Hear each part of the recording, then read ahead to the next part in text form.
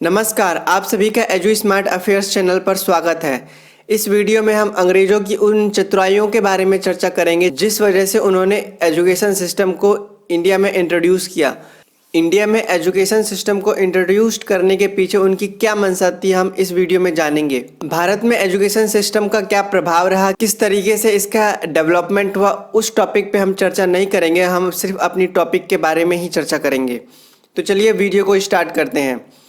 जैसा कि हम सभी जानते हैं कि ब्रिटिश ईस्ट इंडिया कंपनी का एस्टेब्लिशमेंट 1600 एडी में हुआ था, जिसका लक्ष्य भारत में सिर्फ शासन करना और ज़्यादा से ज़्यादा मुनाफा कमाना था। उसका पब्लिक वेलफेयर से कोई नाता नहीं था। इसलिए शुरुआती कुछ दशकों तक उन्होंने एजुकेशन के प्रमोशन के लिए कोई इंटरेस्ट नहीं दिखाया और ना ही एक भी कोई कार्य किए। परंतु जैसे जैसे समय बीतता गया, कंपनी को ये एहसास हुआ कि इंडिया में एजुकेशन सिस्टम डेवलप करना चाहिए, क्योंकि इससे कहीं ना कहीं उन्हीं को बहुत ज़्यादा फ़ायदा हो रहा था। इसके लिए उन्होंने कई सारे एक्ट भी लाए, जैसे मैकले एजुकेशन पॉलिसी लाई थी 1835 में। उसके बाद Wood's despatch, Hunter education commission, Indian university act, ये सभी पारित किए गए और इंडिया में एजुकेशन सिस्टम को बढ़ावा दिया गया। चलिए अब हम उन कारणों के बारे में भी चर्चा कर लेते हैं जिस वजह से ब्रिटिशर्स को लगा कि भारत में एजुकेशन सिस्टम को लाना चाहिए। इसमें सबसे पहला आता है एडमिनिस्ट्रेटिव रीज़न।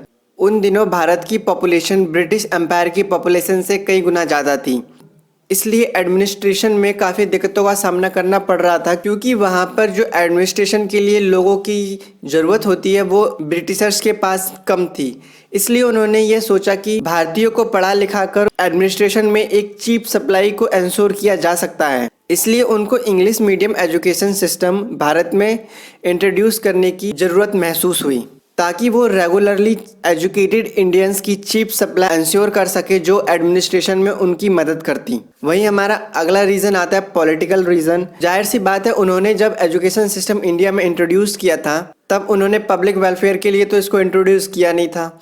उस समय एजुकेशन बहुत ही कॉस्टली था, इसलिए इंडिया का हर वर्ग उस एजुकेशन सिस्टम को अफोर्ड नहीं कर सकता था, जिस वजह से भारत में जो अपर क्लास के लोग थे वही एजुकेशन को अफोर्ड कर सकते थे और वही सिर्फ एजुकेट हो पाते थे इस एजुकेशन सिस्टम के तहत, और जो लोअर क्लास था वो एजुकेट नहीं हो पाता था, जिस वजह से अपर क्लास और लोअर क्लास में दूरियां बढ़ती गईं। और वहीं जब अंग्रेजों को कोई इंस्ट्रक्शंस देने होते थे तो ये अपर क्लास के लोगों से कांटेक्ट करते थे और ये जो इंडियंस थे अपर क्लास वाले, ये लोअर क्लासेस को समझाते थे। इसी थ्योरी को डाउनवर्ड फिल्ट्रेशन थ्योरी कहते हैं, जिसमें एक बहुत ही फेमस कोट चर्चा में आया था, वह था Indian in blood and colour but English in taste. इस तरीके से अंग्रेजों को उनके और मासेस के बीच में कोऑर्डिनेशन करने में काफी मदद मिलती थी। वहीं इसी के साथ ही एजुकेशन के वजह से एक पॉजिटिव रिलेशनशिप डेवलप हो रही थी रूलर्स के बीच में, जो भारत के रूलर्स थे, और ये जो ब्रिटिश एम्पायर था उसके बीच में, जिस वजह से ब्रिटिश हुकूमत की भारत में एफिशिएंसी और स्टेबिलिटी काफ़ी पॉजिटिवली इम्पैक्ट हो रही थी। तो ये तो सभी थे पॉलिटिकल रीज़न में जो ब्रिटिश साइड के रीज़न थे। और वहीं इंडियन साइड की बात करें तो जो भारत के नेशनलिस्ट थे वो भी ये चाहते थे कि भारत में एजुकेशन सिस्टम इंट्रोड्यूस्ड किया जाए। इसमें हमारा अगला रीज़न आता है इकोनॉमिक रीज़न। इसमें ब्रिटिशर्स का मानना था कि यदि हम भारतीयों को एजुकेट कर देंगे तो जो उनके प्रोडक्ट्स हैं जो ब्रिटिशर्स बनाते थे, उन प्रोडक्ट्स को वो इजीली मार्केटिंग कर पाएंगे और बहुत ही इजी तरीके से भारतीयों को बेच पाएंगे, क्योंकि भारतीयों के जो लार्ज कंज्यूमर्स थे वे ब्रिटिश गुड के लिए एक बहुत ही बड़े मार्केट की तरह काम कर रहे थे। तो ये भी एक रीज़न था कि उन्होंने एजुकेशन सिस्टम को इंडिया में इंट्रोड्यूस करना चाहा। और हमारा अगला रीज़न आता है रिलीजियस रीज़न। तो ब्रिटिशर्स का भारत में एजुकेशन सिस्टम करने का एक प्रमुख कारण यह भी था कि वह भारत में अपनी क्रिश्चियनिटी, वो जो रिलीजन था, उसको प्रमोट करना चाहते थे। और उनका मानना था कि मॉडर्न एजुकेशन के तहत जो भारतीयों का उनके रिलीजन में जो विश्वास है वो ख़त्म हो जाएगा, क्योंकि मॉडर्न एजुकेशन सिस्टम में उस टाइम में ये बात पढ़ाई जाती थी कि जो ब्रिटिश है वो सुप्रीम है, उसमें जो कल्चर है, उसमें जो रिलीजन है वो सुप्रीम है, जिस वजह से भारतीयों को इन्फीरियोरिटी महसूस होती थी। इसलिए उनका ये मानना था कि एजुकेशन सिस्टम की मदद से वो भारतीयों को ईजिली क्रिश्चियन रिलीजन में कन्वर्ट कर सकते हैं।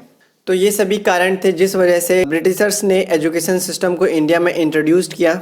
आशा करता हूँ कि आप ब्रिटिशर्स की इन मंशाओं को समझ पाए होंगे और उसके एजुकेशन सिस्टम को भारत में इंट्रोड्यूस करने के क्या मंशाएं थी वो भी समझ गए होंगे। इस चैनल पर मैं एजुकेशन से रिलेटेड इंफॉर्मेटिव वीडियोस बनाता हूं। तो यदि आपने इस चैनल को सब्सक्राइब नहीं किया है तो चैनल को सब्सक्राइब करके रखें ताकि आपको इस चैनल से रिलेटेड सारी वीडियोस का नोटिफिकेशन टाइमली मिल सके। वीडियो अच्छी लगी हो तो वीडियो को लाइक ज़रूर करें। Thank you.